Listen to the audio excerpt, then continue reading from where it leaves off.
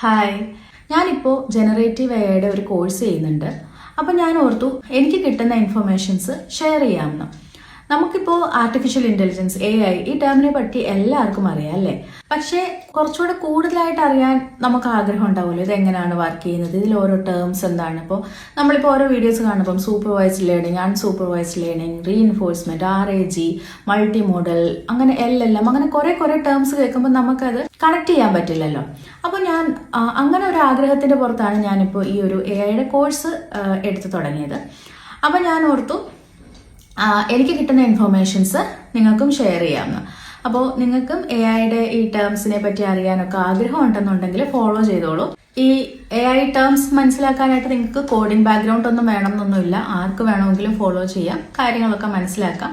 അപ്പോൾ അടുത്ത പ്രാവശ്യം നമുക്ക് ഇതുപോലെ ഒരു AI വീഡിയോസ് ഒക്കെ കാണുമ്പോൾ നിങ്ങൾക്ക് അത് കുറച്ചുകൂടെ കണക്ട് ചെയ്യാൻ പറ്റും. അപ്പോൾ നമുക്ക് ഓരോ ദിവസവും ഓരോ കാര്യങ്ങൾ പുതിയതായിട്ട് പഠിക്കാം. AIനെ കുറിച്ച് കൂടുതലായിട്ട് അറിയണം എന്നുണ്ടെങ്കിൽ ഫോളോ ചെയ്തോളൂ. നെക്സ്റ്റ് വീഡിയോയിൽ കാണാം. ബൈ.